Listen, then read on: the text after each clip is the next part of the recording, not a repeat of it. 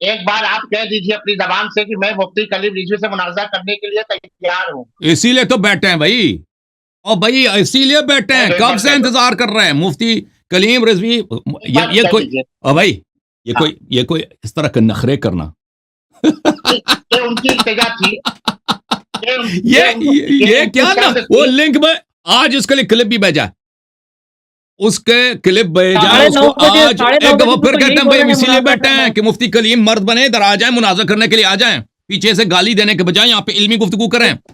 गाली देगा ना, जी, जी, गाली साढ़े देगा नौ उसी बजे से वक्त इसकी 11 बजे शिकस्त तक है। बोल रहे हैं। रऊफ साहब, गाली नहीं देंगे, वो तो आप जो बोल है कह रहे हैं। मॉडरेटर हैं, रऊफ साहब आप आलिम भी हैं, जी, हाँ, ओके, डन डन नहीं, हम डन। आप टाइम कीपर भी अपना हैं, तो एक गुलाम है।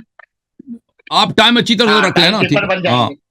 टाइम कीपर भी है, जी, जी, मॉडरेटर टाइम भी ले है भाई। लेंगे। गाली दिया ना, उसने गाली अगर दी हाँ, तो उसी वक्त वो हार गया है मुनाजरा। गाली, हाँ, गाली नहीं देंगे।